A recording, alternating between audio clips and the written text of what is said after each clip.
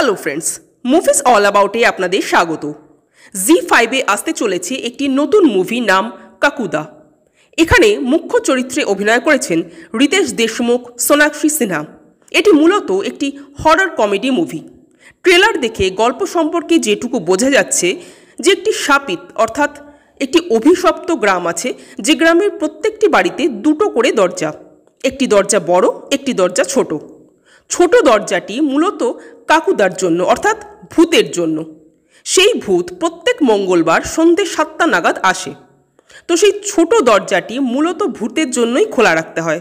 যদি সে এসে দেখে যে ছোট দরজাটা খোলা নেই, তবে সেই ভূত 13 দিন সময় দেয় এবং 13 নম্বর দিনে বাড়ির মালিককে মেরে ফেলে।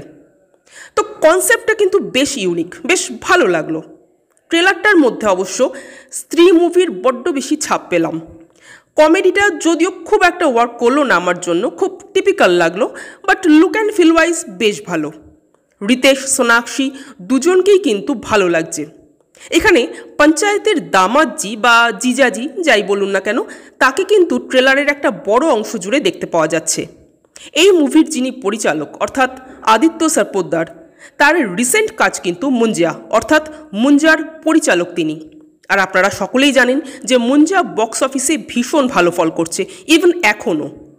তো অবভিয়াসলি এই পরিচালকের এরকম ধরনের কাজ আবার দেখার জন্য অর্থাৎ এই মুভিটা দেখার জন্য আমি কিন্তু ভীষণ এক্সাইটেড। ওভারঅল ট্রেলারটাও কিন্তু আমার বেশ ভালো লাগলো।